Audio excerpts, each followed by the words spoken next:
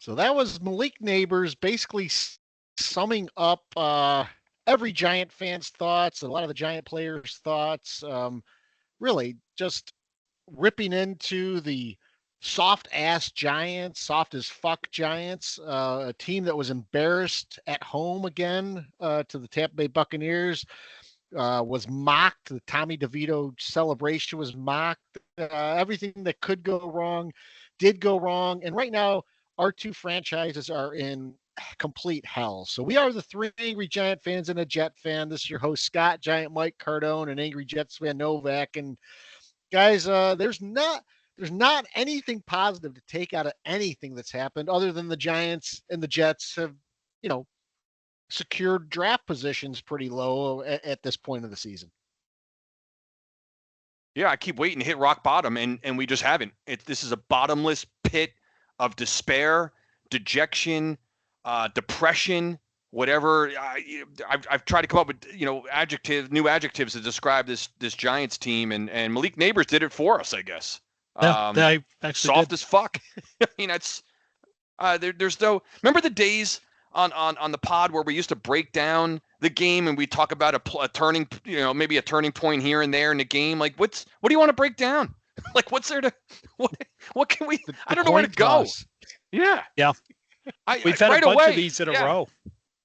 Giants deferring the kickoff right away. I'm like, oh, great strategy. Let's have Tampa just shove it down our throats right to start the afternoon.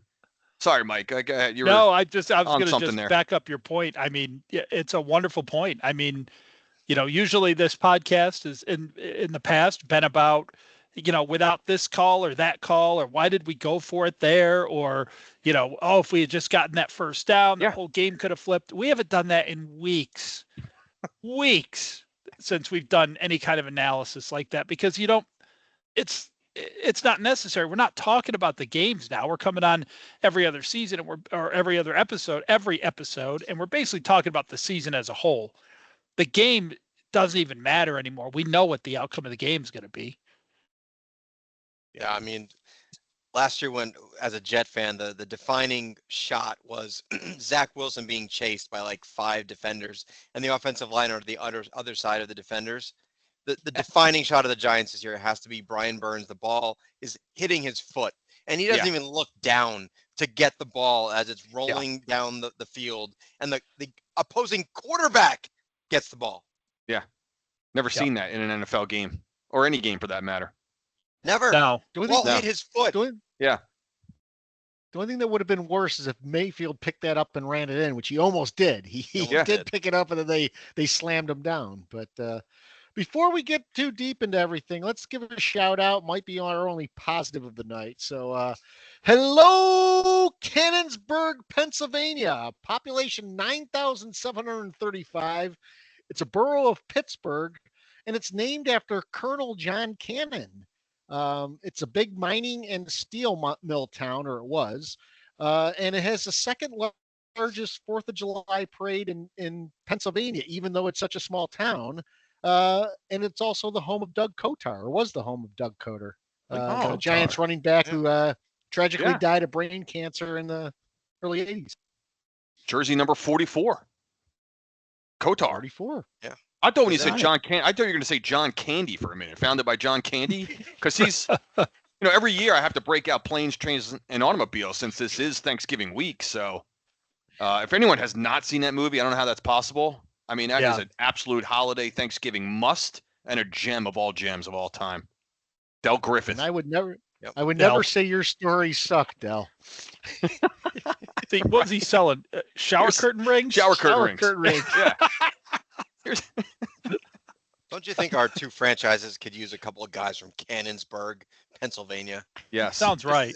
Right? Don't you just imagine that anyone from there has got to be badass? No doubt. These wusses we root It's for. from what makes something a borough? This is Cannonsburg, a borough in Pennsylvania. It's a borough. I thought it was a burg because it's Cannonsburg, but no, it's a borough. I don't know I got to figure this out. I need to know the difference between like city, town, hamlet, borough. Like I need to know what all these things mean. Village. Yeah. Township. Yeah. Village, another good one. Yeah. Yeah. So Giants Bucs, like we said, there's not much to recap here. The offense was really non-competitive in the first half. I think 10 passing yards at the halftime. Oh. DeVito was not an upgrade, and you know what? We didn't see Drew Lock really when we could have put him in the second half and at least given it a go. Illuminor got injured, and once he got injured, we had two turnstiles in there as tackles, and Baker Mayfield. I mean, typical blowout for the Giants, and Baker Mayfield strutting around doing the DeVito like this, like demonstrative. And the worst thing about that was in the post game, people are like, "Oh, Mayfield, he was so funny with the DeVito reference." I'm like, the guy's a jackass. He was rubbing it in our faces in a blowout. So like we said, we sucked. This isn't rock bottom probably, but it's about as low as you can go. And the only thing that was positive is we benefited from other teams actually competing that are bad like us when we didn't compete. Yeah, this is not football. We are not. We're no longer in the National Football League. We've seen it deteriorate week after more and more each week. This is not professional football. What the Giants are putting on the field. How in the world? And this is and we're asking for this team to lose out now. I am all about tankathon. We've been talking about this the last couple of weeks. Novak, you kind of reminded it while on the thread, but at the same time as you're watching it, even though you want the loss, I was laughing half the time when DeVito's getting blown up, incomplete passes, everything they were doing, I was just laughing at the Giants. But at the same time, it's so embarrassing and pathetic and demoralizing that you can't help but still be pissed off in some weird way as far as what this just for the fact that I still look around the league, and Scott, you just mentioned it. Tennessee goes into Houston. The Raiders are competing. The Carolina Panthers are giving the Chiefs a game. These teams are all competing. This New York Football Giants team is absolutely, and I don't care if it was Tommy DeVito or whoever it was out there. This is not football. Yeah. I don't know. It's the most depressing thing, guys.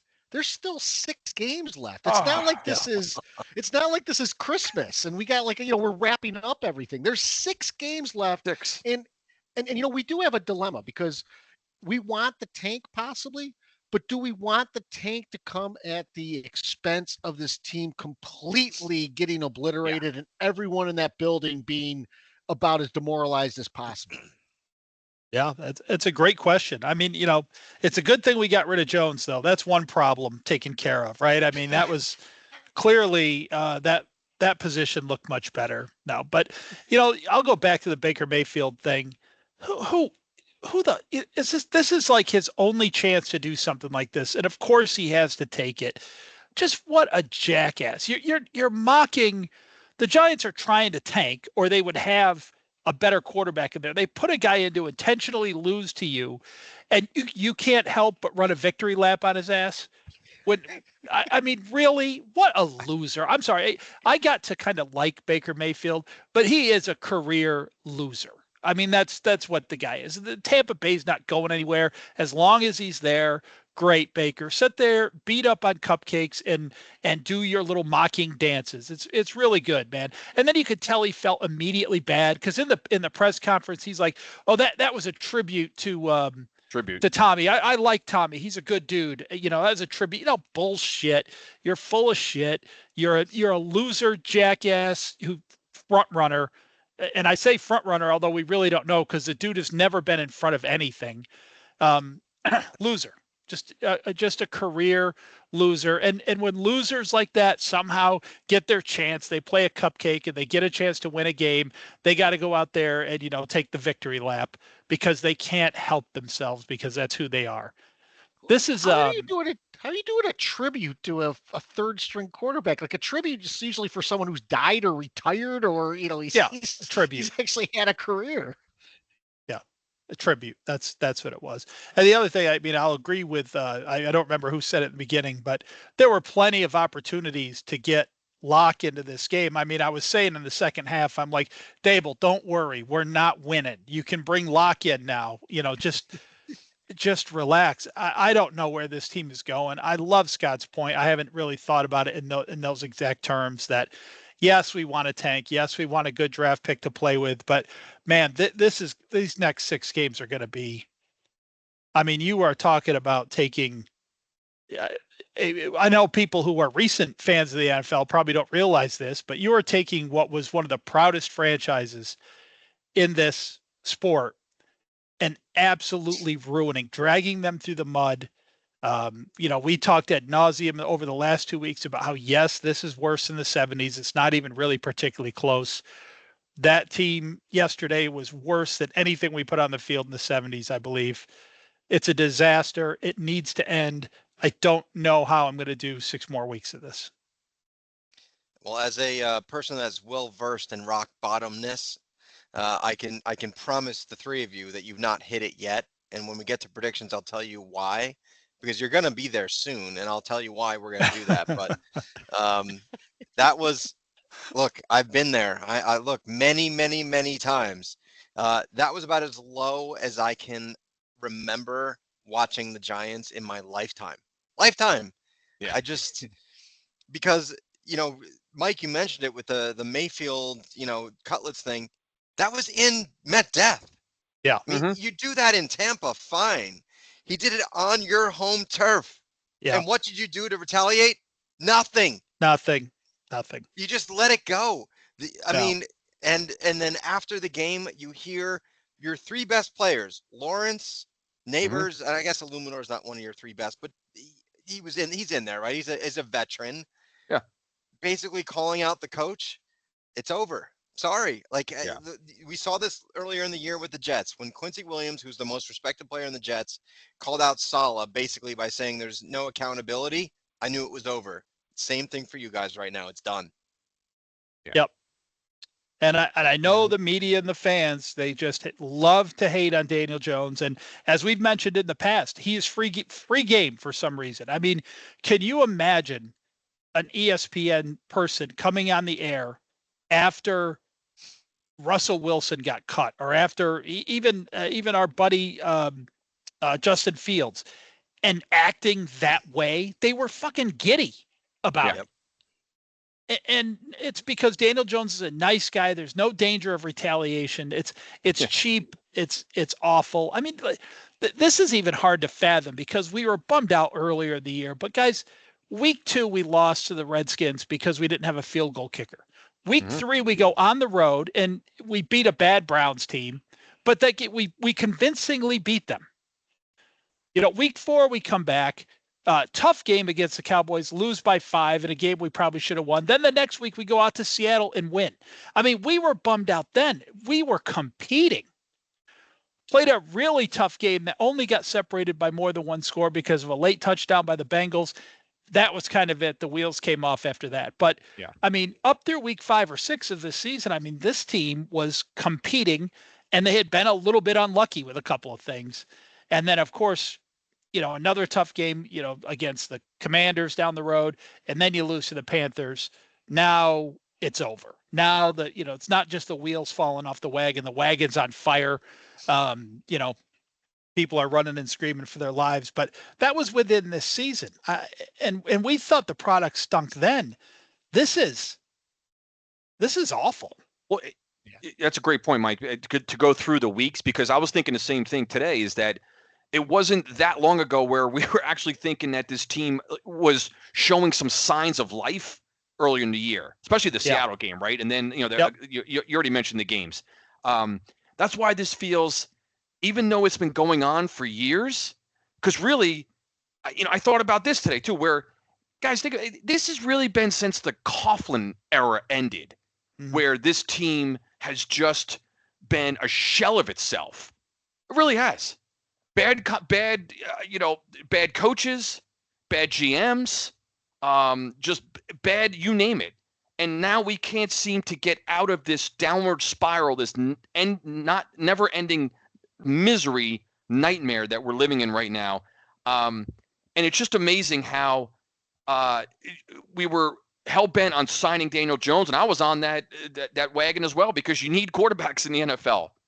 And it's like that wild card win at at Minnesota in 2022 was like the worst thing that could have ever happened. Because look at what's happened since then. We have no, we let Barkley just walk out of our lives.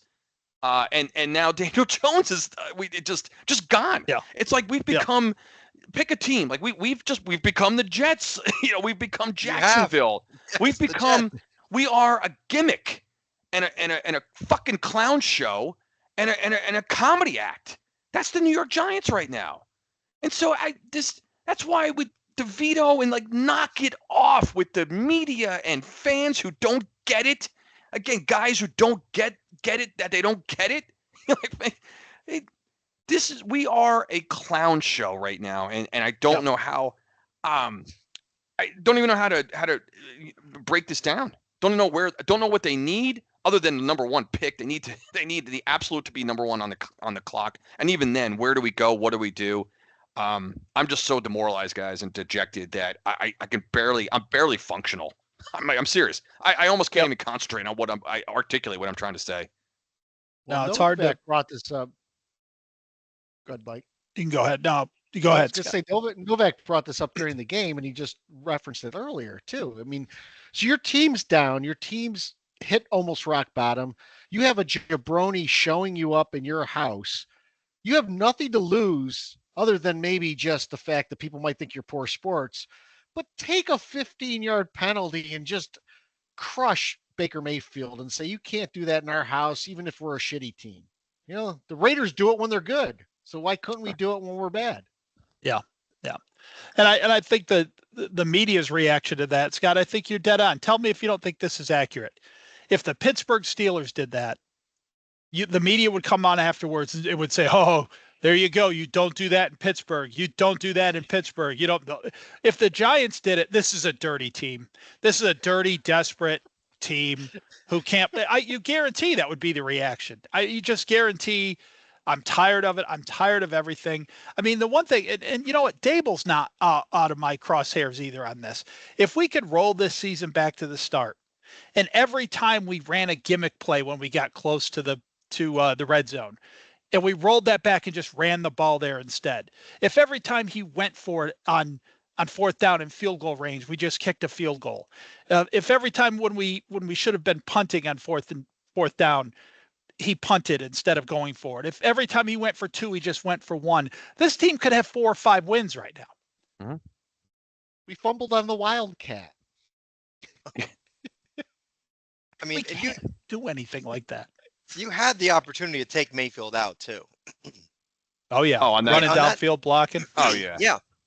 He's downfield blocking 50 yards down the field on I think it was Bucky Irving, some sort of run. And he's down there blocking on a 30-6 game. That's the time.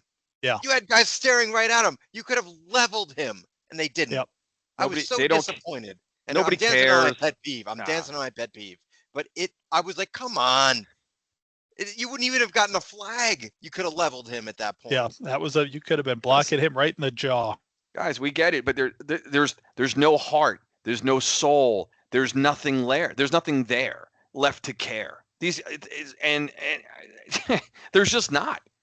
So what's taking place on the field, it's so dysfunctional and so lost that all the things we're saying about that particular about Baker Mayfield and how he could have been taken out or should have been taken out. There's no heart and soul in this team. There's nothing there. There's nothing left. There's sawdust. Not going to do anything. And Novak mentioned earlier, we may not have hit rock bottom, but we play the Cowboys this week, and we're playing on Thanksgiving Day. Cowboys had a wild finish against Washington, just an inexplicable finish where they scored like 6 touchdowns in the last 3 minutes. Washington's missing extra points. Dallas gets 2 kickoff returns for touchdowns. One was on like a screwed up onside kick.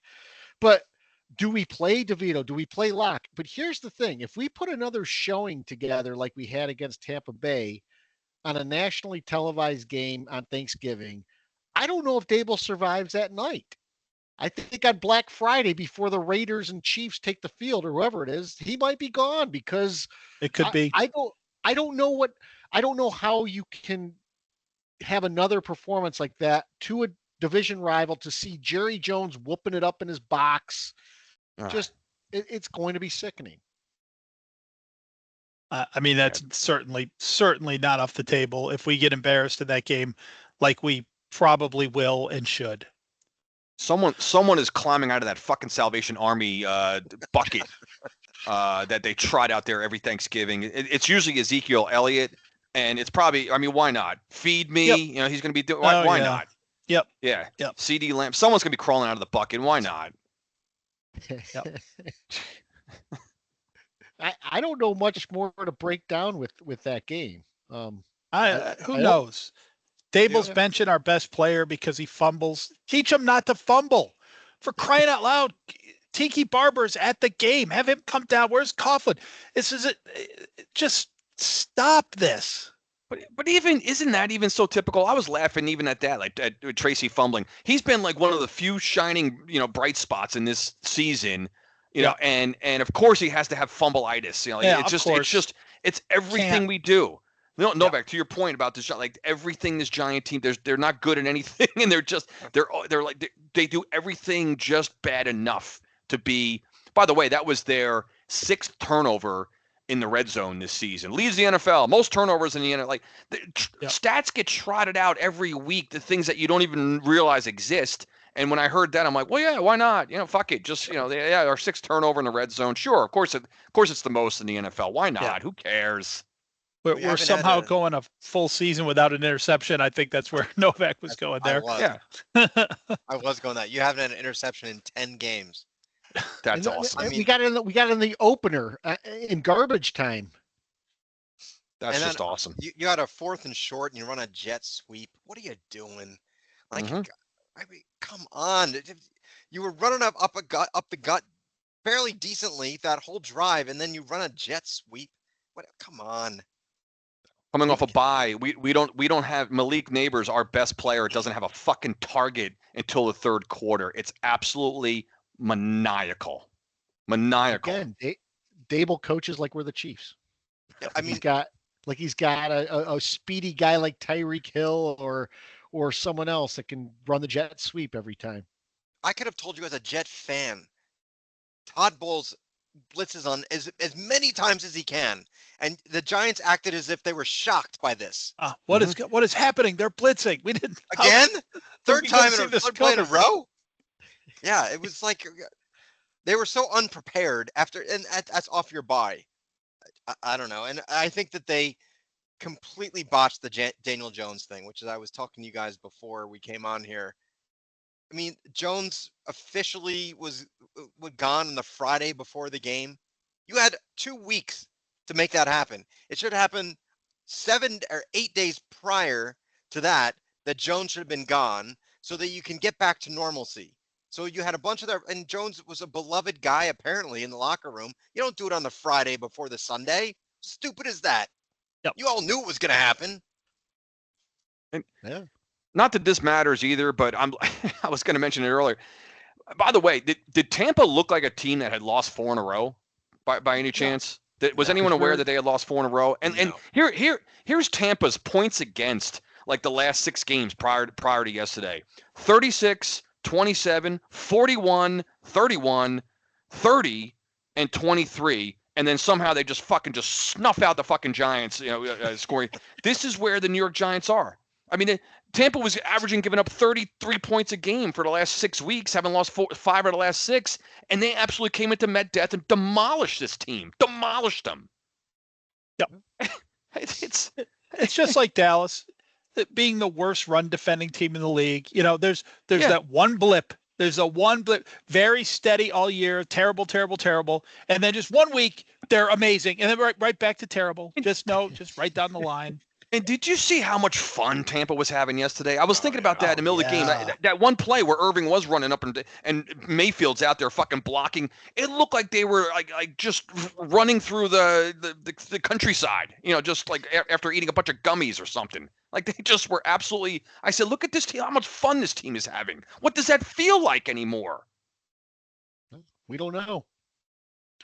So, Jets get back on the field after a bye this week. Let's see if they look any better than the Giants. They are actually playing at home, but it's against Seattle coming cross country, and Seattle's put a couple of games together where they've looked decent. Novak, thoughts on that game? Who gives a fuck? I mean, honestly, really, who cares about the Jets?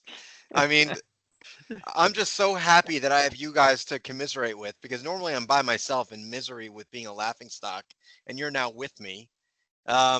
But yet again, the Jets can't go a week without being in the fucking media. They hired the 33rd team. Have you seen this?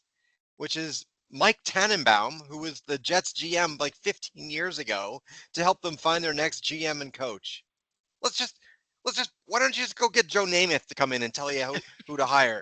We're going to go back to our last Jet actual positive experience in 2009. Oh, let's bring him back. He'll tell us who to hire. Here, Woody Johnson, I can save you millions of dollars. Here's what's going to end up happening. Like I said in the last pod, you're going to hire the GM from the Lions, the head coach from the Lions, and the backup coordinator or the backup quarterback from the Lions, because there's no creativity and you know what the fuck you're doing. So I'll save you all this money. Hire me. I'll tell you what to do, because you're going to do it anyway. It's just so stupid that we're hiring a GM that was fired 14 years ago to help us find the next GM and coach. To find another GM. What world are we living in that this happens? Wait So- for like the So Scott Pioli to get a chance. right, what are we doing? And so I don't care. Sunday, who cares? The Jets, Seahawks, Geno Smith gonna tear us up. Whatever. I don't care. Rodgers, I'll tell you what's exactly what's gonna happen. We're gonna get blown out. Rodgers will go down halfway-ish through the game with like I told you last week, he's gonna go down with a hamstring injury or some kind of injury. He'll be put on IR and be done for the year. It's so predictable, and they're such a joke. And the sad thing is, we're not as much of a joke as you, because we've always been a joke. You guys are a bigger joke because you've never been one, and now you are.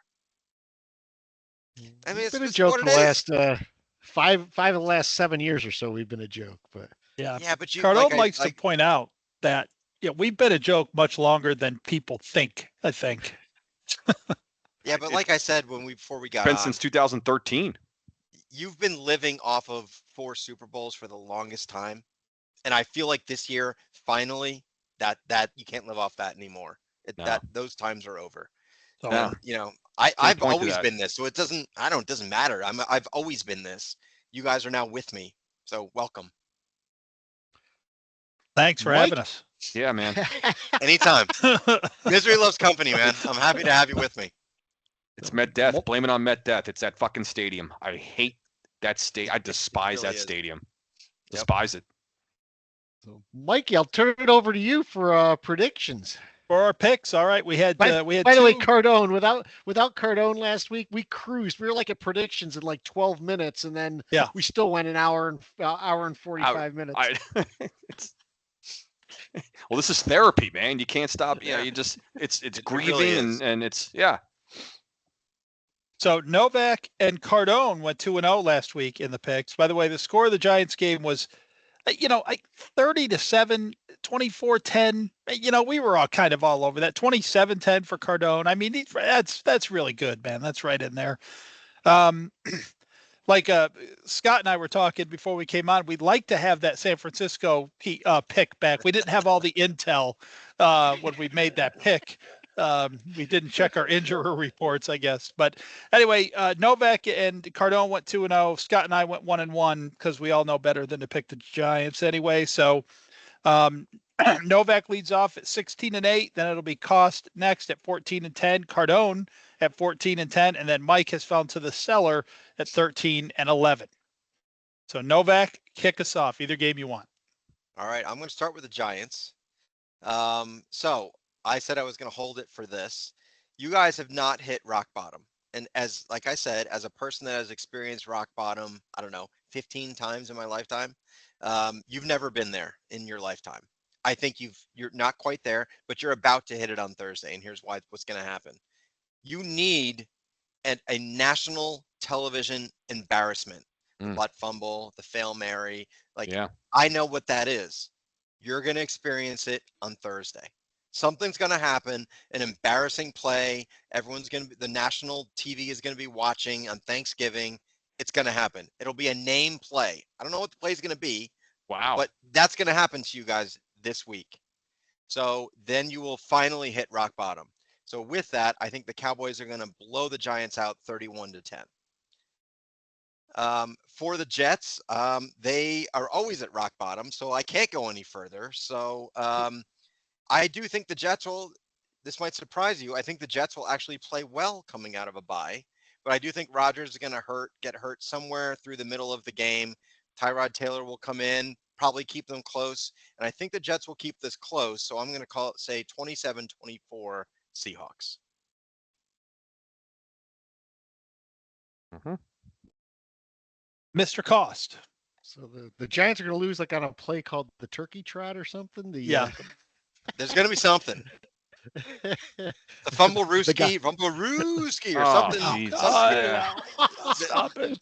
There'll be something. There'll be a name play because the Giants are so bad. The ugly gobble. Great prediction. So I had mentioned earlier, I think the Giants are going to have a national embarrassment on national TV.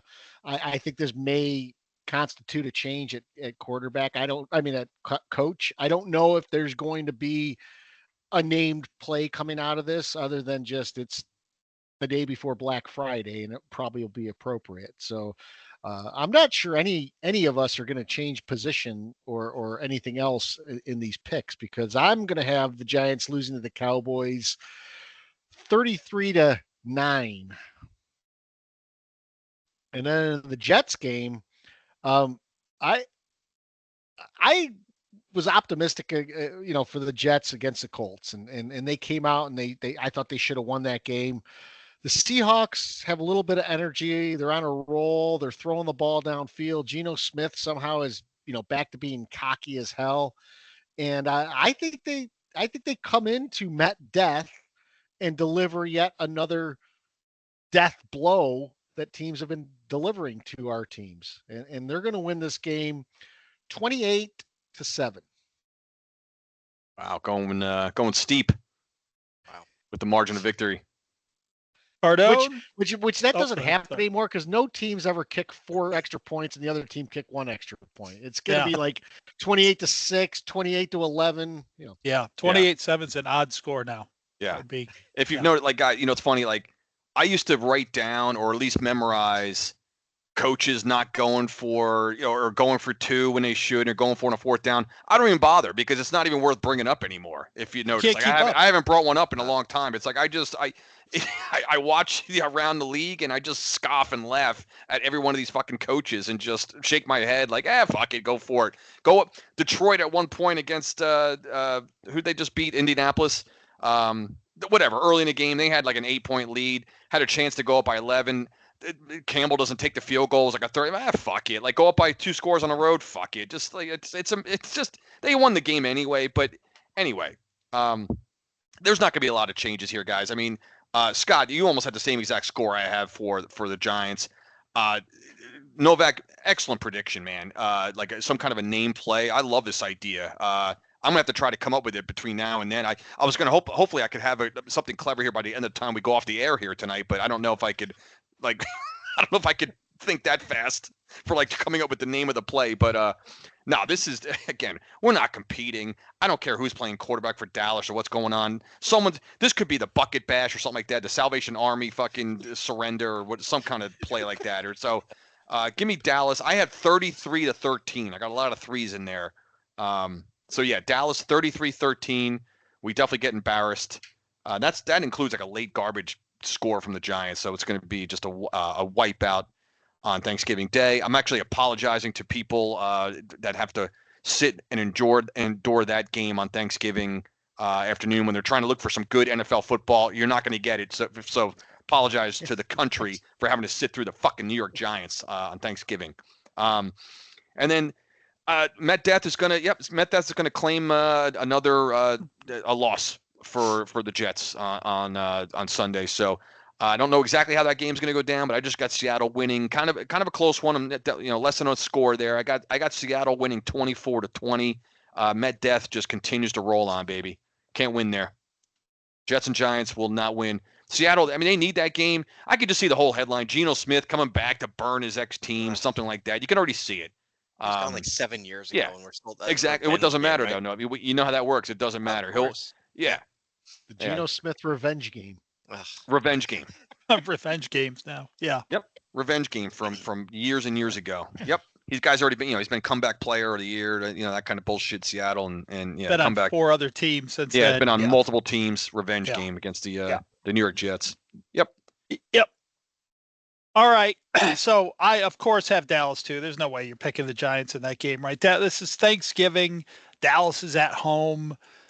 It'll be a lot like Tampa Bay last week, but worse because Dallas still has some talent on their roster.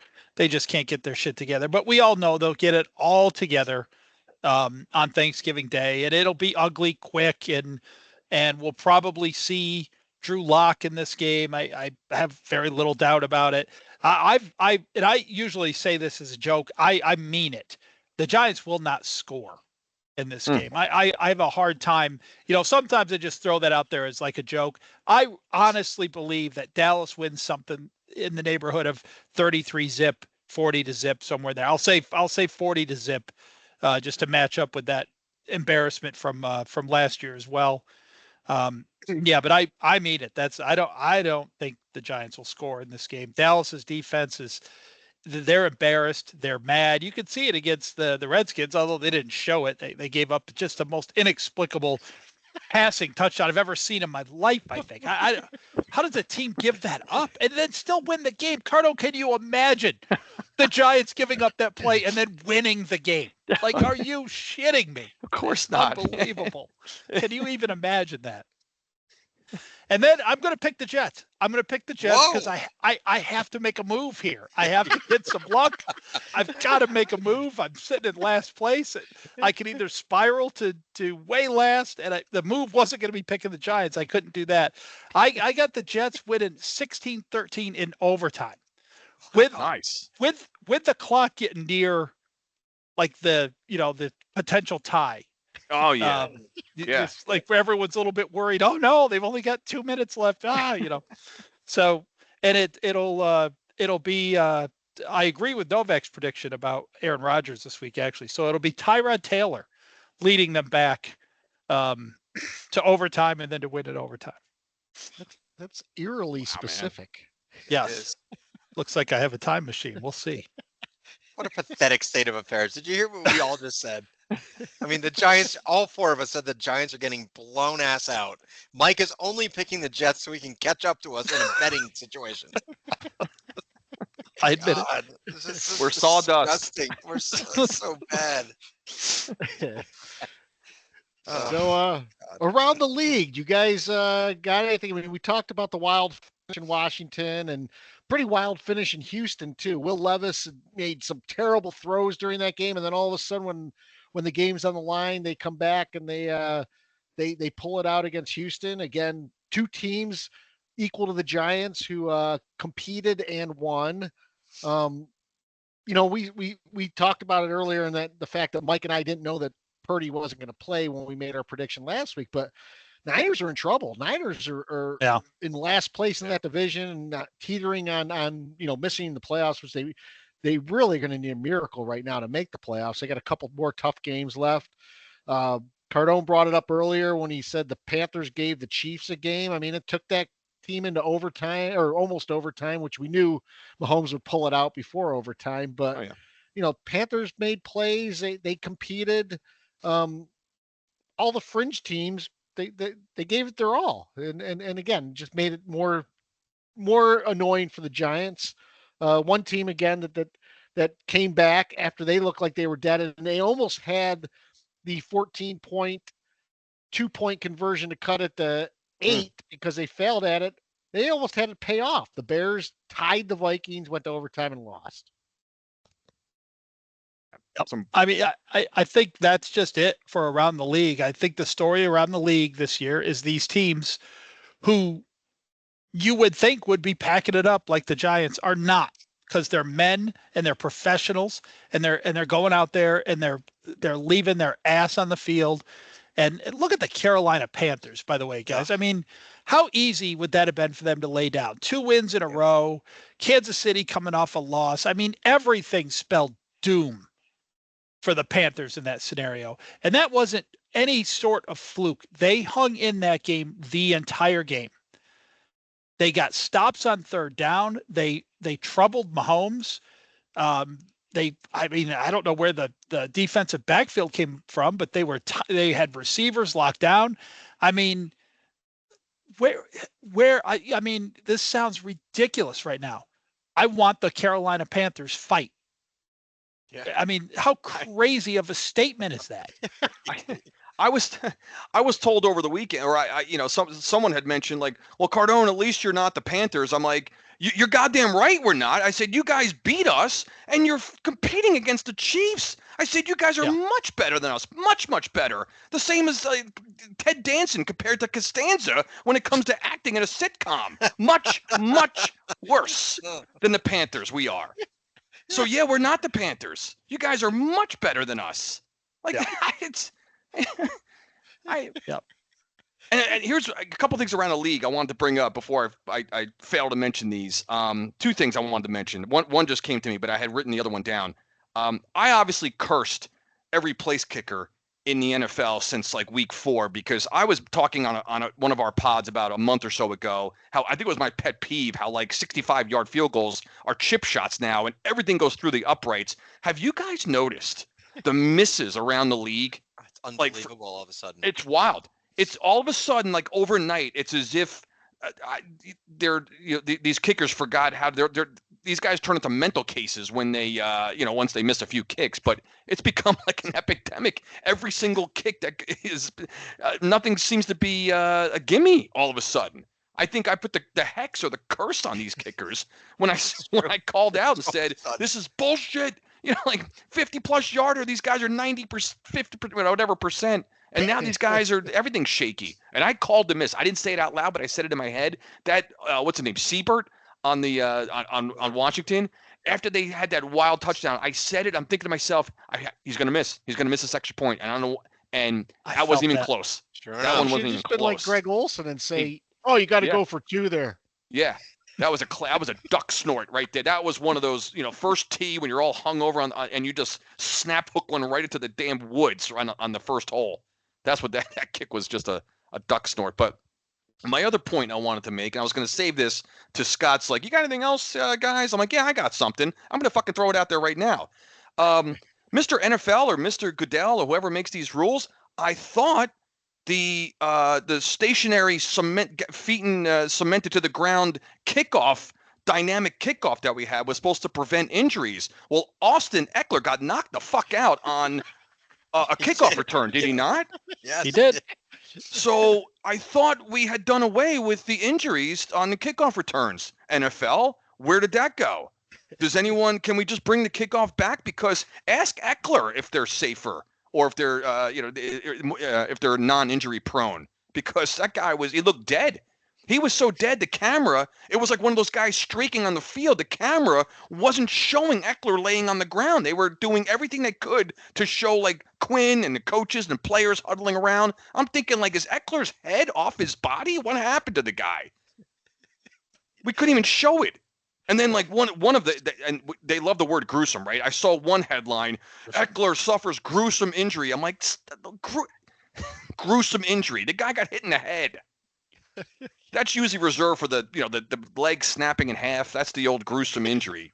Eckler suffered a gruesome injury. We couldn't see him laying on the ground, concussed. My thing from around the league is, there's football and all 3 other sports when it comes to the importance of coaching. Look at what Jim Harbaugh is doing. Yes. Look what Mike Tomlin. I mean, we talked about Mike Tomlin. We're not going to beat that horse to death again. But Jim Harbaugh the team has 2 losses and they're winning. They're beating the Ravens. You see the importance of coaching in the NFL. It is not nearly the same in any other sport. And for whatever reason, the Jets can't get it right. Clearly, the Giants haven't for a long time. I continue to watch these other teams, see how well they're coached, and just am envious of these teams that hire the right person for the right job that knows how to coach a team. And it's just unbelievable the difference that it makes. It is. I'll give you one more. McVay, the Rams somehow. Yes. Stafford and the Rams all of a sudden win a Super Bowl because they had a pretty damn good head coach. I still think he's one of the best coach. He is. He's one of the best coaches in all of the NFL. And guess what? Guy won a Super Bowl. So yeah. By the way, that reminds me, I have to call out Dan Orlovsky again. So this fucker last week. Now the Steelers did lose to the Browns in the snow fest, the first snow game of the year. But prior to that game, Orlovsky was talking about how the Steelers can't compete with teams like, he called out the Ravens, the Chiefs, and the Bills by kicking field goals. And when he said it, it was 3 days after the Steelers literally beat the Ravens by just kicking field goals. They kicked 6 of them to beat the Ravens. Yes, he did. Yep. These guys are so... it's almost like a parody now. They don't even hear themselves and how stupid they sound. But you can't make a statement like that when our memories are that short, and we just have to look back to the Sunday before and go, well, Mr. Orlovsky, I saw Boswell kick 6 field goals, and they walked off winning. Again, I love bringing other sports into those kinds of, and going with the analogy, like that's like baseball. Like you can't win with singles and doubles. You got to hit home runs. Otherwise, you can't win.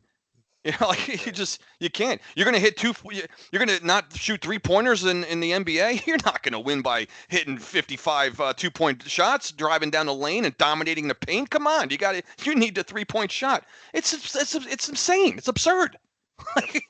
Those do count as points. When a ball goes through the uprights, it counts. There's points. Yep. That's always been, you guys know how I've been about that. Field goals are, it used to say, like in a close game, if you have to go down and kick a field goal, that's not what you wanted. Damn it. We need to tie the game on that drive. That's okay to say settle for a field goal.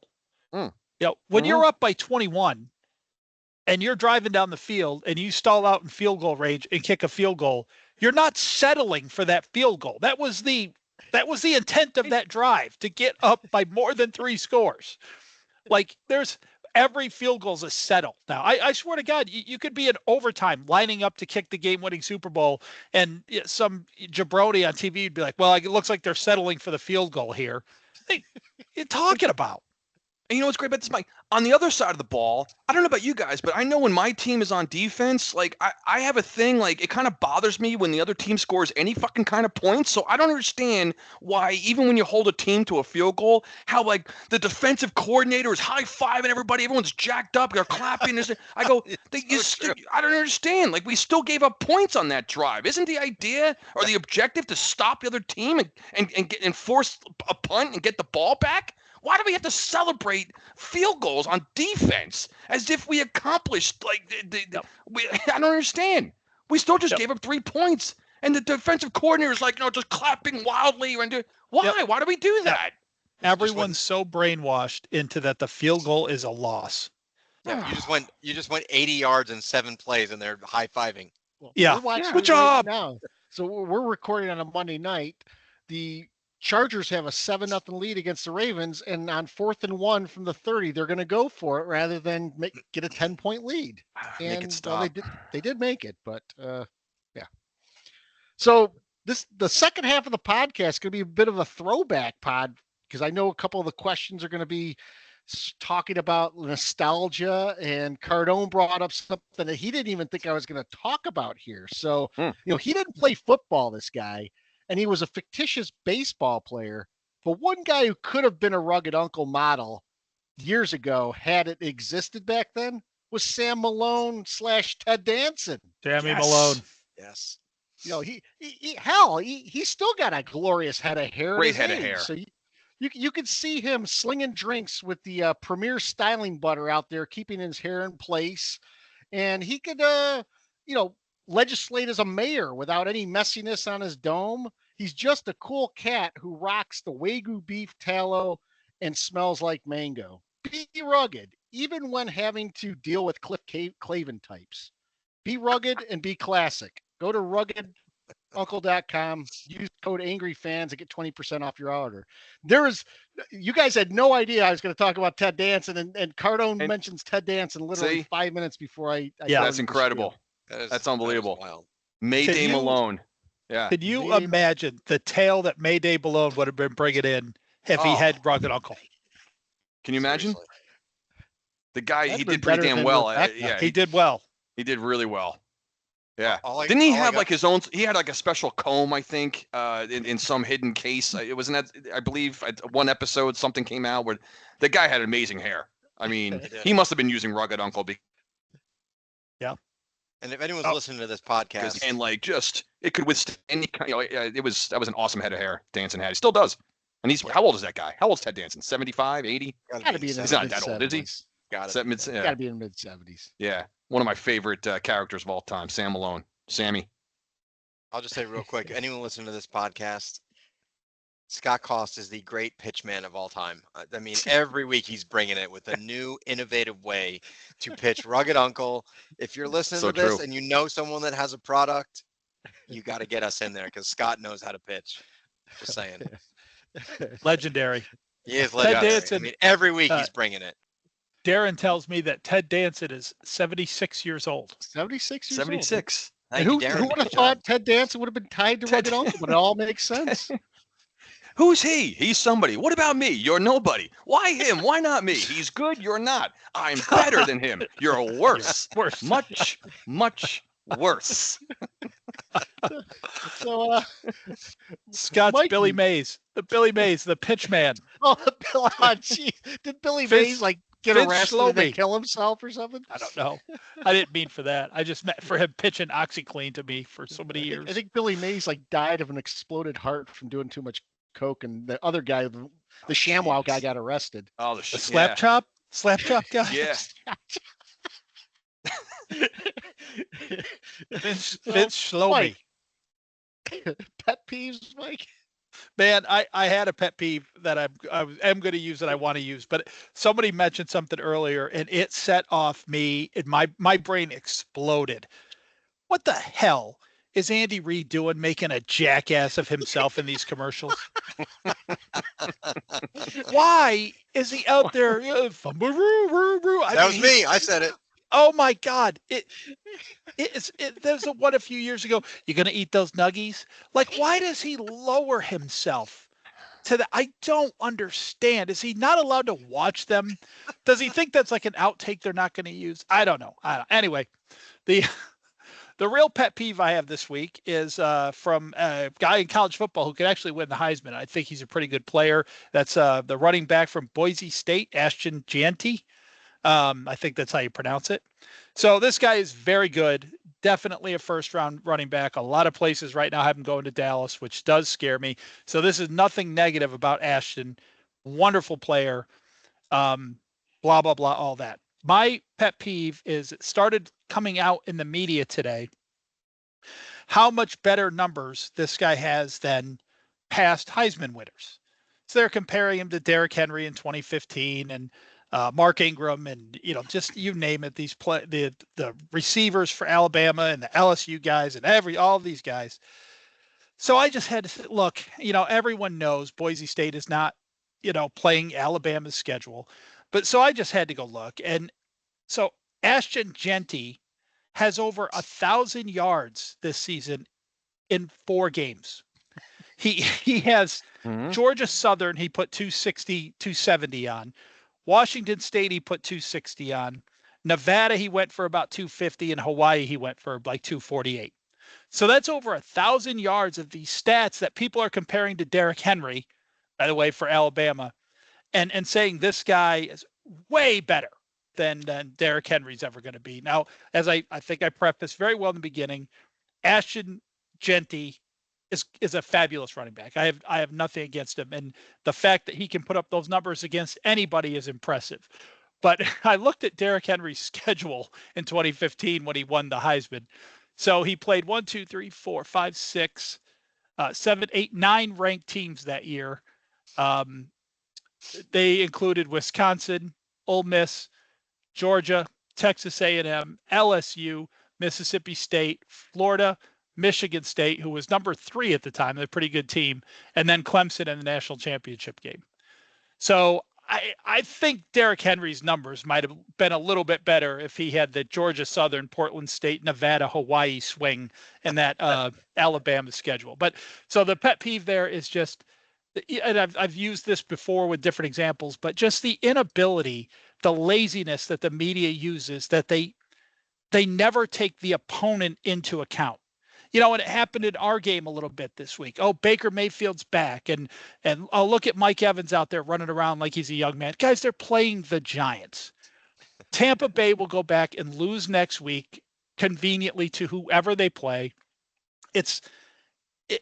You have got to. You can't just anoint these guys based off one window games.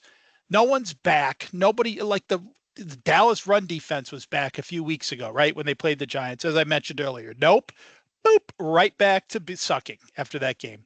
So give it a rest. Use a little bit of history. It's okay to say that Ashton Genty is a great running back without having to compare him to one of the great running back seasons of all time against real competition.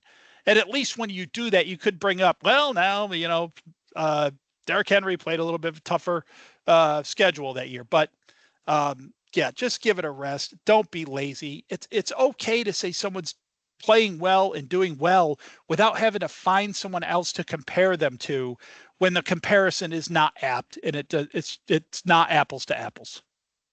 If he gets drafted in the top 10, are we going to hear about the team that took them being so stupid to draft a running back that high? Unless the Giants take him. Yeah. No, Dallas will take him, and everyone will be just can't wait to get a nut off to that. So I'm going to go next because I think Mike brought this up earlier, but my pet peeve was what he mentioned, and her name is Elle Duncan. She slammed on Daniel Jones on ESPN in a segment, ripping apart his speech that he gave when he was up at the podium basically before his release. And they're making Daniel Jones, they're mocking him. And not only does she come out and do this, but then the next day, Stephen A. Smith is there supporting her take, saying, the Giants are a bad football team. This is what you should expect when you're a bad football team. And you're an ESPN personality, and I know you're doing it for clicks and you're doing it for likes and everything else. It's so low class, and it just makes me wonder where that organization, what sports journalism has become. Because if you're going to go out and do what she did to Daniel Jones, first off, it better be funny, and second off, it better be delivered flawlessly. And neither of those things happened. And when people got on her case the next day, the best she could do is put a tweet out there about how it's snowing near her because she sees snowflakes all over the place. We aren't snowflakes. We're not, I could care less if you're going to sit there and make fun of someone. At least make it entertaining and do it for a reason other than just to beat a man when he's down. I can't stand any hack, let alone a hack that's unfunny and one that's just shitting on a person for no reason other than he makes a convenient target and everyone yucks it up around him, where Daniel Jones has done nothing but carry himself with class. Even if you don't think he's a great quarterback or even a good quarterback, the man did nothing to deserve something like that as he's going out the door. Mike said it earlier. I'll say it again, but you get these attention whores that all they want are clicks, and they get them and they think they're famous for a while. Elle Duncan, your 5 minutes of fame are done. You're trash. And you're bringing nothing clever or insightful to the analysis, right? First of all, you're too late to the party, and then just to bag on the franchise and to bag on this particular player. It's quite frankly, it's boring, and you're not intelligent. You're not bringing anything that's clever as a sports journalist. Nothing. It's just a reflection of where we are in society now. Scott, you said it best. He carries himself with class, right? Daniel Jones always has. No one will debate that. No one will. He's got to the podium every time. He didn't hide behind a helmet. He didn't send someone else to the podium. He'd never refused an interview. Good guy by all accounts. In the day and age we live in, that makes you a target now. You're easy. Yeah. You're easy. You're a target. You're open to be mocked and ridiculed. Where, frankly, some of these other guys who don't carry themselves with class, I'm looking at you, Baker Mayfield, don't get this kind of treatment. But don't get this thing unless it's from me. But yeah, the key thing there is carries himself with class. You put a target on your back when you do that, because in this new sort of society that we live in, where you can't disrespect people and you can't or whatever repercussions there are from that are justified. That what Daniel Jones and Eli Manning and if we're on a Giants Jets podcast, who else did that? Mark Sanchez, always a classy guy, and just targets for ridicule.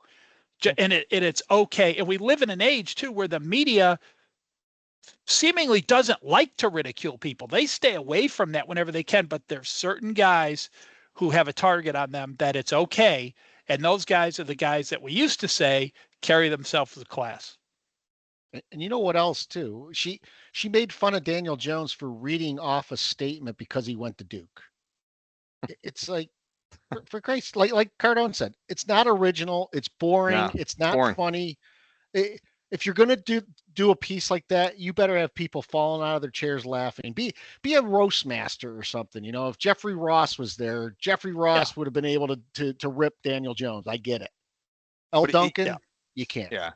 And it goes for all across all sports landscape, where it's the other way around. It used to be where the troublemaker, the guy that was the cancer in the locker room, the guy that was they were the ones that came under heat from the media and were called out, and the guys that just went about their business, did their job, stayed quiet, stayed out of trouble off the field. Those guys are mocked and ridiculed now in today's fucking warped social media that we live in. It's complete other way around, where we celebrate guys that are head cases out there. I can't. I'm too, man. I'm way old school for that bullshit. Just them. It grinds my gears and gets me going. Yeah. Novak, pet peeve? Yeah, I'm staying in sort of the same vein here with my pet peeve, and I don't mean to throw shade at the Giants on this, but when you think about pet peeves, it's supposed to be what annoys us and bothers us the most. And I got to say that the not retaliating on Baker Mayfield for what he pulled in that game was symbolic of what I feel the NFL is now. Because can you imagine back in the early 80s? And I don't want to sound like an old school, old fart, like on a... That's what I am. Go ahead. Like, can you imagine back in the 80s, someone doing that in your home field, mocking your other team and not getting retaliated upon? I mean, what No. Cardone has called it the pussification of the NFL. Like, look, I was a fan of the Jets back in the early 80s, and they used to say, the Jet players used to say, we hated it that Gastineau used to do his sack dance because we were getting retaliated upon every fucking game because he was making a spectacle of himself. But that was his thing. And Baker Mayfield is mocking your player in your stadium in a blowout game, and you don't take the opportunity to knock the fuck out of him.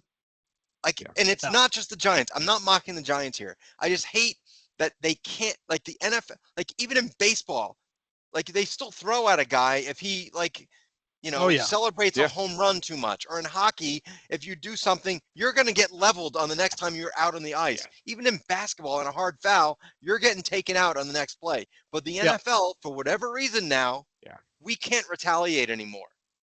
And I hate that that is what we now are. So my pet peeve is the pussification. I know we've said it before, but this weekend showed it to me. And it's not just because it's the Giants. It was like pathetic. They couldn't take that guy out after what he did. Not just the Tommy Cutlets thing. He also started the Isaiah Simmons. Knock the guy out. To Cardone's point earlier, man, they don't care. They just don't care. No. They don't care. They're probably going to ask Baker to exchange jerseys after the game. Yeah. After that, I mean, they don't give a shit. They No, don't give a shit. No, well, again, because that you're going back to the legendary NFL where you had team identity and you had a team camaraderie with your teammates and stuff, and it was like, and like you said, Novak, you don't do that to our guy or to in our stadium, and that's all gone today. It's just a different professional sports landscape. It's all it is. Especially in the NFL. I mean, but you made the point. As you were talking about that, I was thinking, happens in baseball. Guys will still get thrown at. You're protecting your teammate. You see that in other sports, and you already outlined the other ones. But yeah, you're right. In the NFL, you just don't see that, man. It's like the guys. Those days are gone. And it's even recent, not too far distant. You remember when Terrell Owens spiked the ball at the Cowboys star and George never forget it. Yeah, just came up and leveled him. Yeah, Did that happen today?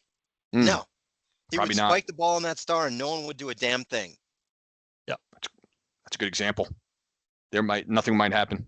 No. The fact that the media didn't call out Baker Mayfield for doing that is part of the problem too. There were actually people saying that they were like, "Oh, look at Baker Mayfield. He's having fun out there, making fun of Tommy Cutlets." Yeah. Having fun. Yeah. Give me a break. He should have been just 15-yard penalty on the next time he got the ball. I don't care if he threw the ball 5 seconds later. He should have been slammed to the ground by somebody. Yeah. Yep. I don't know if the Giants defensive line could have even got to him 5 seconds after the play. Didn't look like it during the game. Right. They were probably trying as hard as they could. They just, plays over. They're still fighting the offensive lineman. It's there. Yeah. Yeah. We didn't mention this before, and it kind of goes with what Novak's saying a little bit, but I wanted to make sure I got it in tonight. Lawrence Tynes posted after the game and on Twitter or X or whatever we're calling it these days, but he said, the Giants organization made a business decision on Friday, and the Giants players made one on Sunday. Yeah. And I was like, wow, that's good. That's good. Yeah. The Giants said, why are we out here playing hard, risking injury exactly, when everyone from the top to the bottom of this organization and across the league, no matter how much they want to hate on Daniel Jones, they 100% know that it's not even close. He gives us the best chance to win these games. Cardone, pet peeve? Yeah, I have two. I don't even know what to call these pet peeves other than just observations from, watching games. They both occurred in the same game and happened to involve the same coach. I'm talking about Sirianni and the Eagles last night. So I don't know if you guys watched that game, but for our listeners, there were two distinct plays in this game both involved coaching decisions. So the first one, if you guys remembered, I think it was the first drive of the game. The Rams had a nice drive going, and they get down to the Eagle. They get a 1st and 10 at the Eagle 17. They have a nice drive going, scoreless game, first drive, and they one of the whoever it was, Williams, I think, fumbled or appeared to fumble, but they called it. They called the guy down. The officials came in and marked him down, and they showed the replay, and it clearly looked like a fumble, right, on the replay.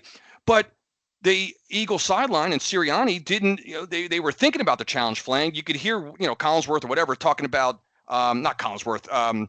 They were talking about should they throw the flag or the challenge flag. So they ran another play. They started to run another play. I thought the rule was always as soon as you run that other play, it's too fucking late to throw the flag. So then they show the sideline camera, and the goddamn ball boy was on the sidelines was getting the officials' attention to tell him that Sirianni threw the challenge flag. And I'm thinking, like, sorry, man, it's too late. You already ran another play. Everyone knows that as soon as you run that next play. But nope. They came in. The Rams knew to get the play off quick. They came in and quickly ran another play. Nope, the official came in after the fact, and they granted the challenge, and it was a fumble. So the call was correct. But it was one of those things where, like, sorry, man, too late. You've got to make it. Someone on your coaching staff has to make a decision immediately. That drives me nuts now that they just allow. We've seen it. And that was not the first time I've seen that. I'm sure you guys have observed and witnessed this before, where now it's as soon as the next play is, they snapped, they're still allowing that challenge flag. It's bullshit. So they granted that one. Turned out it was a turnover. But this one, the next one was worse. Later in the game, Philly's up 27-14 now, and the Rams are driving. They have let me get this right. The Rams get down to the Philly 14, and it's only what now? It's a 13-point game, and they have a 3rd and 3. So it's an incomplete pass. So now it's 4th and 3, but there's also offensive holding on the play. So and Sirianni and I was thinking like, well, you got to push them back because they just may fucking go for it, right? It's the NFL, Sirianni. Everyone goes for it. So they they decline the penalty, and then the Ram offense stays on the field. It's 4th and 3 at the 14, and all of a sudden, Sirianni, like fucking 5 minutes later, decides, no, we want to accept the penalty now. We want to accept it. So I'm thinking, that's up to the official to say to them, fuck you, dude, it's too late. You already declined. You already declined the penalty. We're not going to allow you now to mark off the 10 yards, at which they did. And then Stafford ends up getting sacked on the next play. They lose another 5 yards. So now it turns into a 47-yard field goal, and guess what? The asshole missed it. Because all kickers miss now, like I referenced earlier. So instead of so Siri, and I was thinking that's the same thing as when Jerry tried to return the sports coat to the Andover shop with Craig because he didn't care. When the manager asked for the reason why he wanted to return, he's like, I didn't care for the salesman who sold it to me. So you're returning it for spite? Yeah, I guess so. And the guy's like, well, I'm sorry, we can't take that reason. That's not a real reason. All right, well, I just don't want it anymore. Nope, sorry, you already said spite. That's what the official needs to say to Sirianni. Like, nope, sorry, you already declined the penalty. We're not going to mark off those 10 yards. So Sirianni gets away with not only the fucking reversing the call, he then gets a sack on the next play and a missed field goal.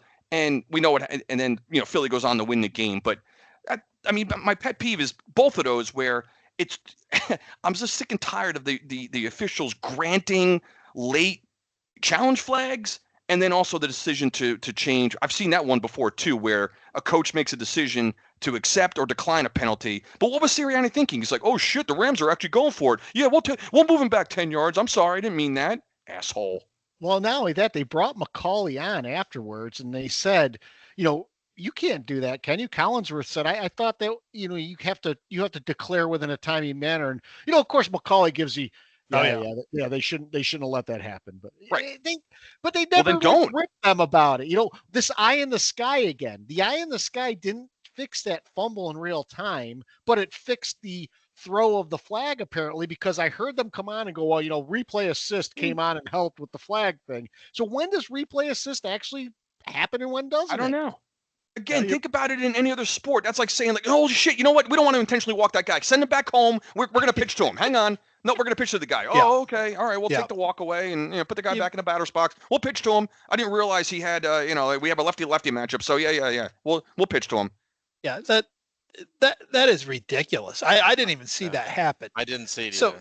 So essentially, like, Sirianni's going to decline it. And then when he sees the other team line up to go for it, he says, oh, never mind. If they're going to go for it, I don't want to decline it. Yeah, you don't get that. Exactly you don't get that. That's exactly. Mike, that was exactly. I mean, the Ram offense stayed on the field. Sirianni, all of a sudden, you can see him. They have the camera on him, and you see him mouth the official like, no, we don't want to. We'll take the penalty. We'll take it.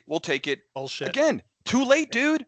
Now, you should have to make that call before you know what the offense is going to do.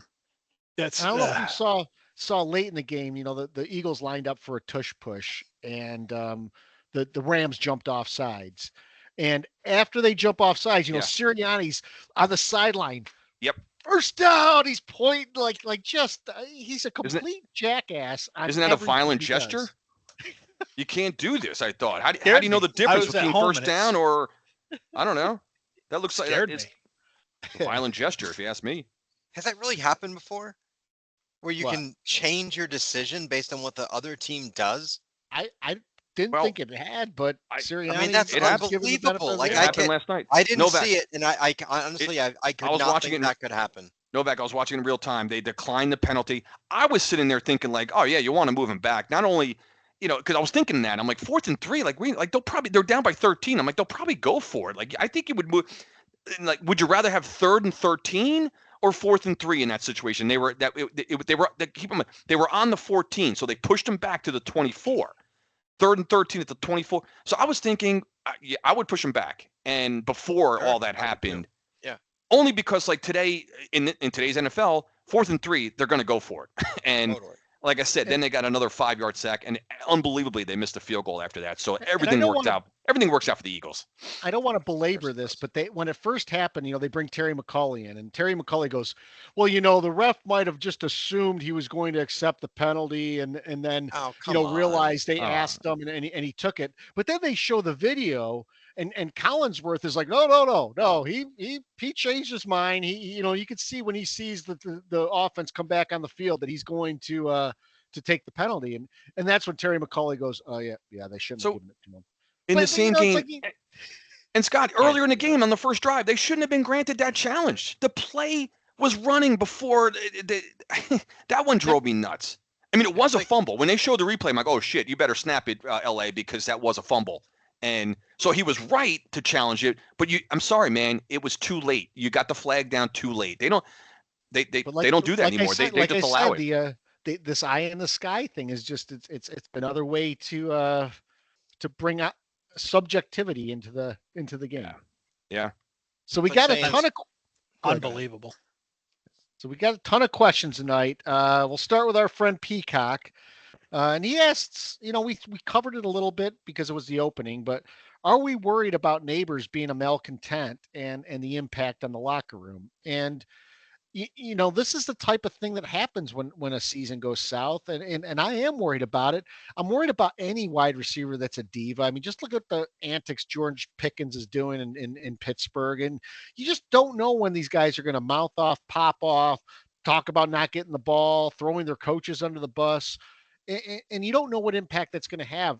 In a lost season, maybe it doesn't have much of an impact.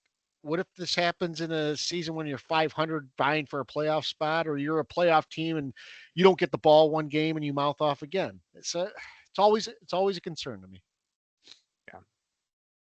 Yeah. I have a problem mostly because he's a rookie, and just shut your mouth. I mean, what have you done in this league? You haven't done anything. You came out and had a couple of good weeks at the beginning of the year. What have you done to deserve to go out there and cry, get me the ball? I mean, we've been trying to get you the ball. You drop it. What is it? What about this situation makes him think this is a good time to do it? Establish yourself. Be somebody. Play hard on this losing team and prove that you earned the right to complain like that. I mean, the guy ended up with 6 catches in the game. I mean, his point was, well, it's 30-0, but well, score, like, stop, get open. I get it. You're right now. And then it seems like a cheap time to take shots too, with Jones gone and DeVito in there, and he doesn't know what the hell he's doing. But yeah, I don't want these guys on my team. I don't want it to be this guy. Another shot I have at Dable is, on Hard Knocks, Dable told him, are you going to be a guy who is going to complain if you don't get the ball? He said, probably. I mean, neighbor said, and Dable said, well, good. I like that. I want you to want the ball. I want you to win. But don't worry, guys. Dable, talk to him today. Yeah, he talked to him. Shut up. Just shut up. I mean, for me, look, if he had approached it a little bit differently and it was like, I want to be able to help the team win. I'm disappointed I didn't get the ball until the second half, fine. But the gum chewing and the sunglasses and the sort of like dismissive way he handled the question, he came off very douchey.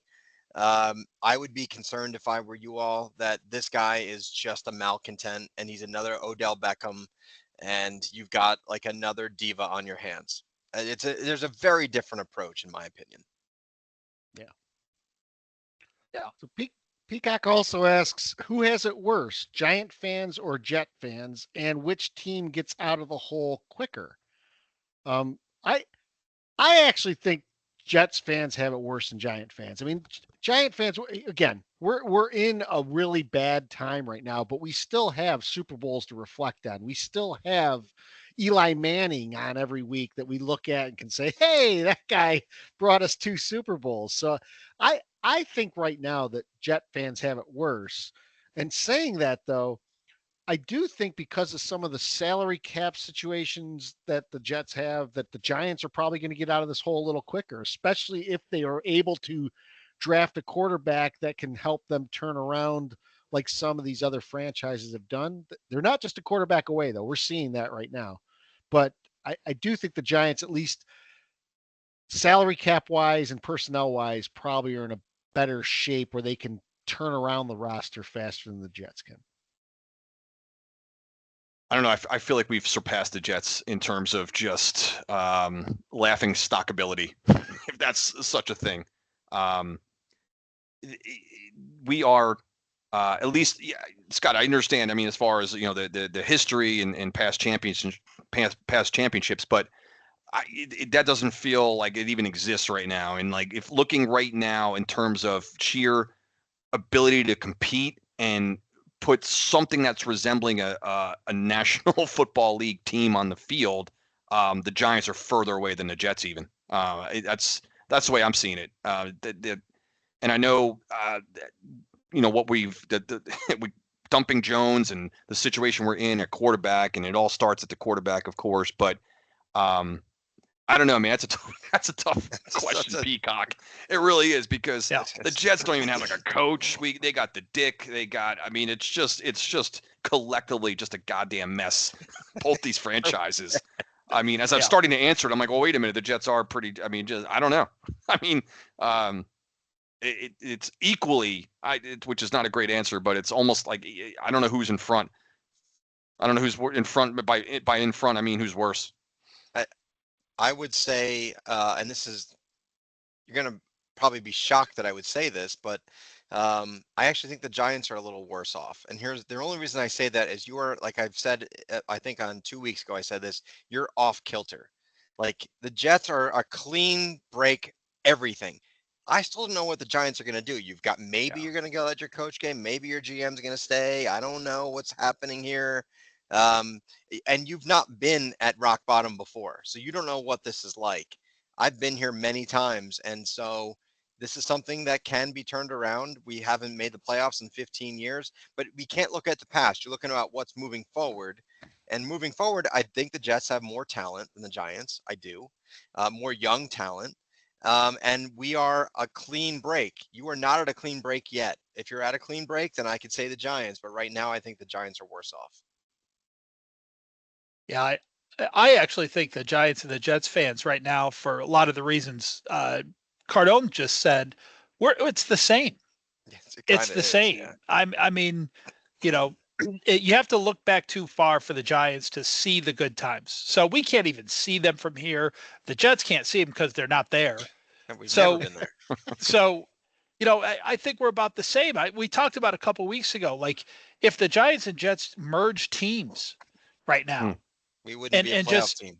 We still wouldn't be a playoff team. I think that right. Says it all. Take the best players, or what? Yeah, take what you think are the best players from each team, and what's that team's record? Are we 500? Like, what 9 is and 8? Maybe 9 and 8, maybe? 8, 9. Maybe. Like I don't know. Maybe. Yeah. I just don't. I think both franchises are. The fan bases of both are in the same place for the first time in a long time. And, maybe the Jets are a little bit closer to climbing out. Maybe it's the Giants. I mean, it's hard to tell. It really depends on this draft coming up, a lot of it. But they're both miserable. It's miserable right now, and the outlook is miserable. I mean, really, when it comes down to it, too, the Giants' bar is Super Bowls. The Jets' bar is like 500. And so not their bar. You're a lot farther away from Super Bowls than we are 500. So, let's be honest. That's kind of what we're looking at. So Mike asked for some questions that are not football related last week, and my buddy Mike Harrison, he obliged. He has 3 of them. Nice. All of them are going to spark some discussion here. So the first one, let us have a little bit of fun. I mean, we don't want to talk about football. Cardone, you missed it.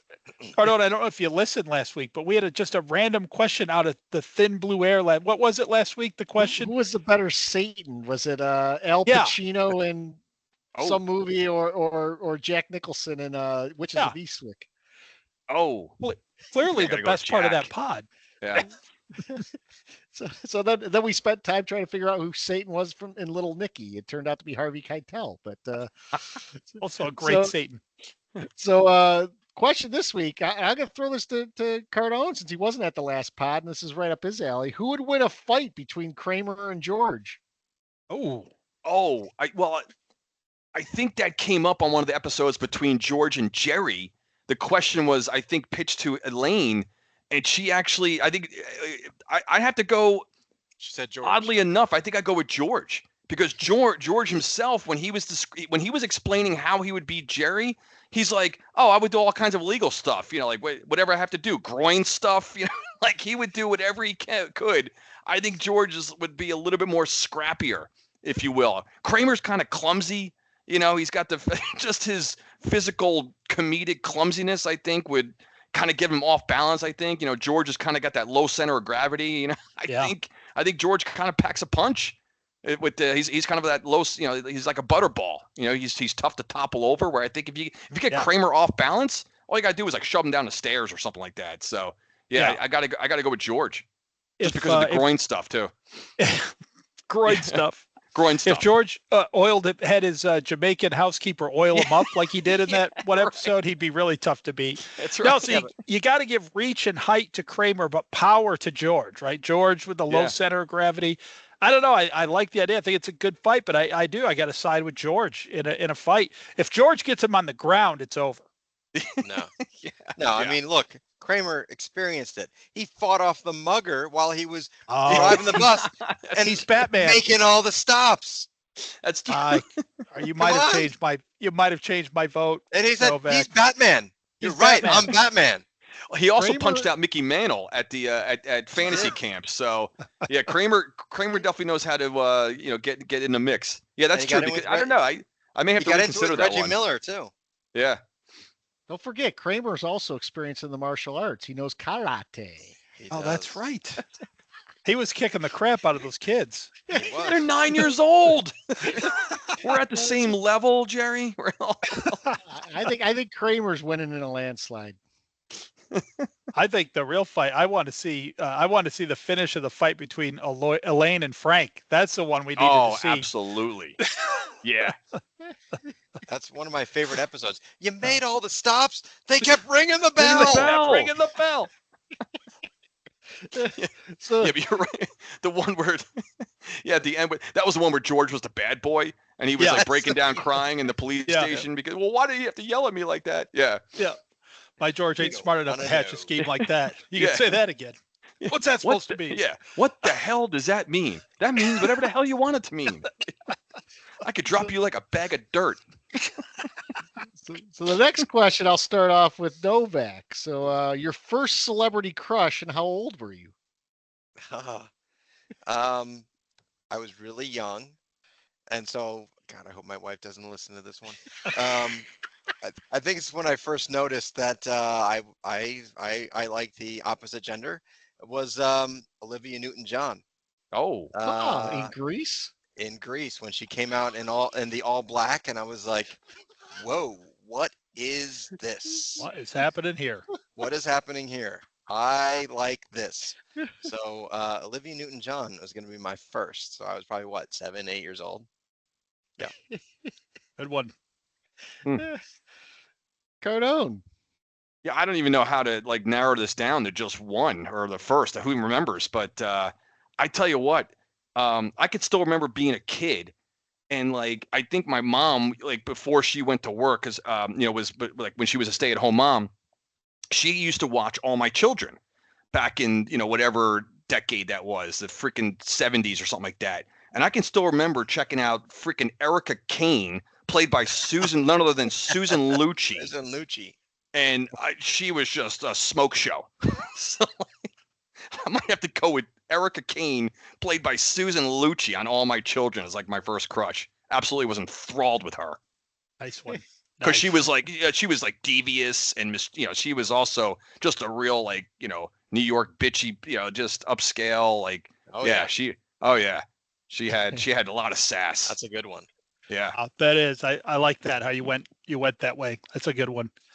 The Well, for me, I'm of that age, as we all are, obviously, where the Farrah Fawcett poster was you had to have it. Like you couldn't not have it in your bedroom when you were a kid. But no, for me, if I have to just name one, the first one that and this is a weird one. You guys are gonna be like, what?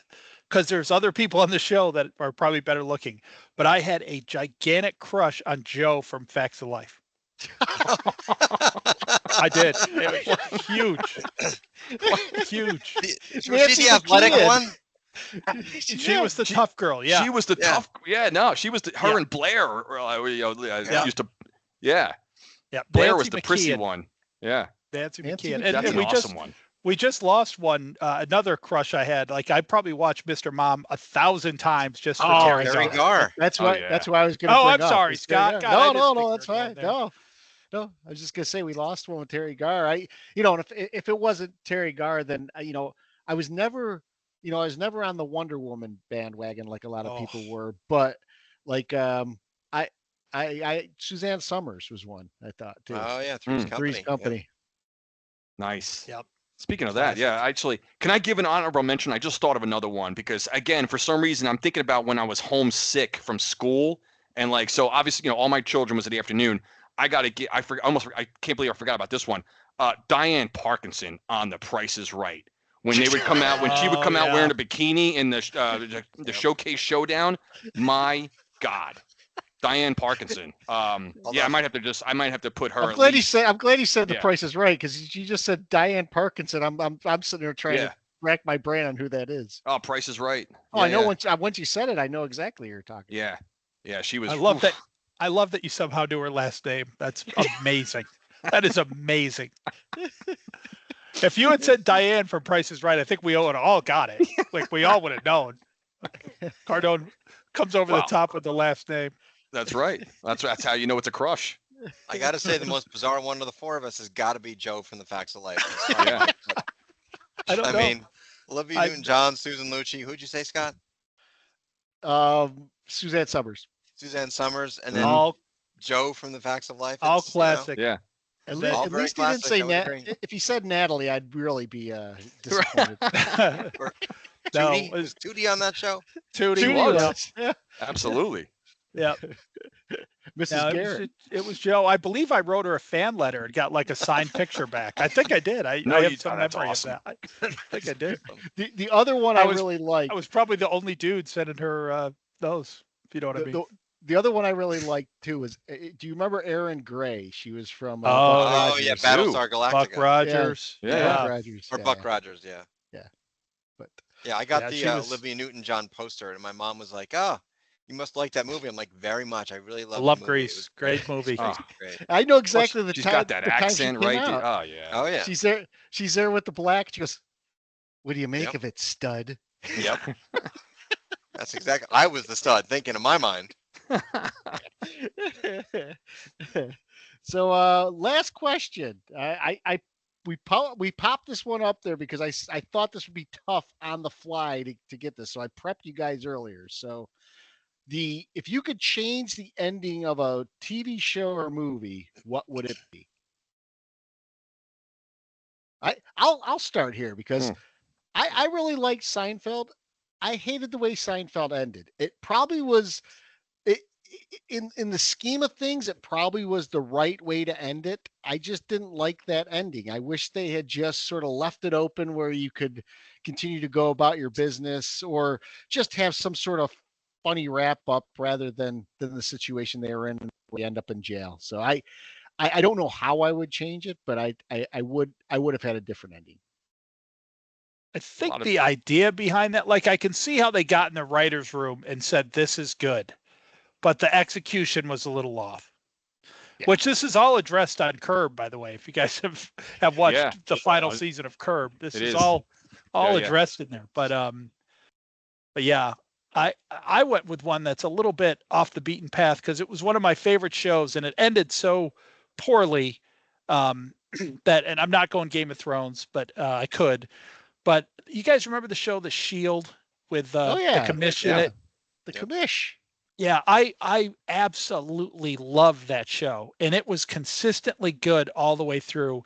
And the way they had that end up, I don't like it. He just got like sort of chained to a desk job, and they sort of insinuated that he was going to kill himself. You know, he opened his desk drawer and he saw a gun in there, and that's kind of how it ended. And but I just would like to have, I wanted him to get away with it in every way, shape, and form. So he got away basically with all the bad stuff he did, but he ended up like chained to this desk job for the remainder of his career, which was pretty much like prison for him. Exactly the same thing, which, you know, I think that was the metaphor they were kind of going for there, is you could, like Vic Mackey, this is prison for Vic Mackey, but I wish they had followed it through. Just let him get killed, let him get caught, you know, whatever it is that's going to happen. But I thought that was, again, I could see where the writers were going there. They were trying to get a metaphor going, but it didn't land. I don't think it landed. I'm going to say, and this is probably an unpopular one, and it's probably very cliche, but I hated the ending of Sopranos. I wanted closure. I like closure. I don't like not knowing. It bothered me. I was not like, this is so creative, and I wasn't into the discussion thing. Bullshit. I would have rather had some closure on that, so I hated that ending. Yeah. Sort of the same type of ending as The Shield, where they just kind of left it up to the viewer to decide what's going to happen next. No. Yeah. Stop. I mean, we don't invest all this time for me to decide what happened. Yeah. Like, I'm not the writer. You can, come on. Tell me what goes on. So you guys are going to leave it to me to add some perversion here, of course, because I got to go that direction, of course. You know, we've been talking about a couple 80s classic sitcoms and the likes of, so Scott's already mentioned Suzanne Summers. So I don't know how many people remember the show Three's Company, which starred John Ritter as Jack Tripper and living with two girls and down there in Santa Monica, California. And Jack Tripper, aside, probably my all-time, with putting him right up there with Sam Malone and, you know, Kramer and Costanza and all those guys, is absolute all-time. I may even have Tripper at number one as far as my all-time favorite sitcom character. So if I think about, you know, I've seen every episode of Three's Company, which went off the air probably like in '84 or something like that. And you know, Jack ended up getting married, which they had a spin-off, Three's a Crowd, which flopped after like 3 episodes, so that went nowhere. But I think before that show ended, I don't remember at that time. It was, you know, Janet was there the whole time. Who knows? Janet was so like nondescript. We don't even know what happened to her. I think she used to work in a flower shop. We don't know what happened, where Janet ended up. And then Terry, who was the hot nurse, she moved. I don't know where she ended up with. Maybe going to move in with some doctor or some crap like that. But I think before all that happened, what I would have done, and this, of course, is the if this was the porn parody here, I would have had all of them like start off at the Regal Beagle and just tie one on, end up back at the apartment for an all-out, full-fledged orgy with I mean, Larry's involved. You know, you bring Larry down, of course. You have Greedy Gretchen's there. You got everyone's there. Janet, Chrissy, Cindy, Terry, you throw in Lana, Furley's even in the fray. You bring all these and just have one like just Mrs. Roper. Yeah, right. Who couldn't? I mean, my God, was she? You know, like just she would have started it. Yeah, she was absolutely exactly right. How could I forget Helen Roper? Right. And while that's all going on, Stanley Roper is downstairs asleep on the couch while all this, this.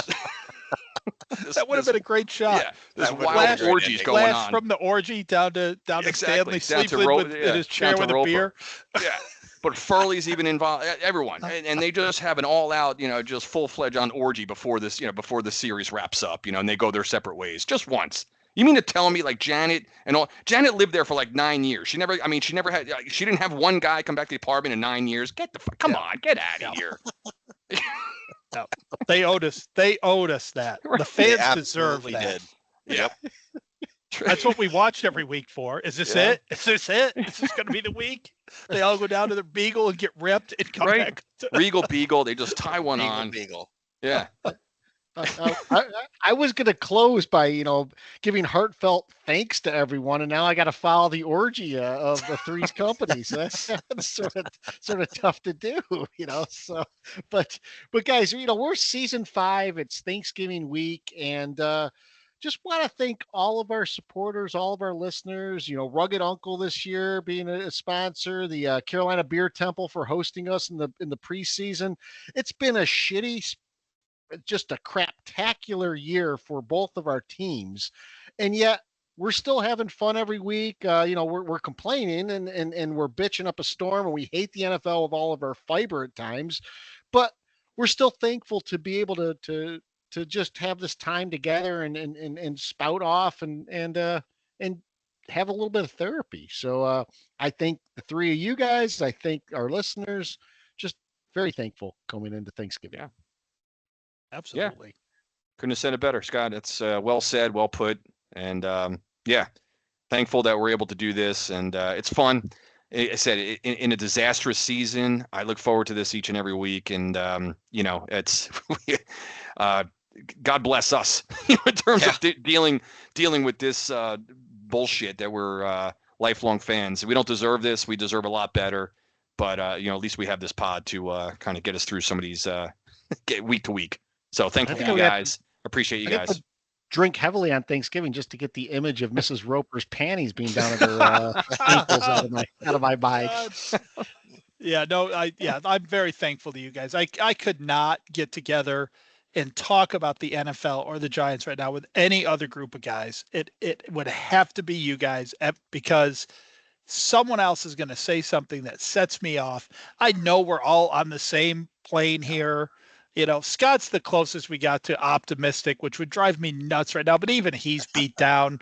I'm thankful it's you guys, and I'm thankful we have this time to get this out. And I would still do this if no one was listening, but thank you to all of our fans, obviously, out there. Thank you for downloading every week and listening, and I hope everyone has a wonderful and happy Thanksgiving, and we'll talk to you on the other side. Yep. Yeah. Agree. Thank you very much. See you next week. See you. Happy Thanksgiving. Happy Thanksgiving.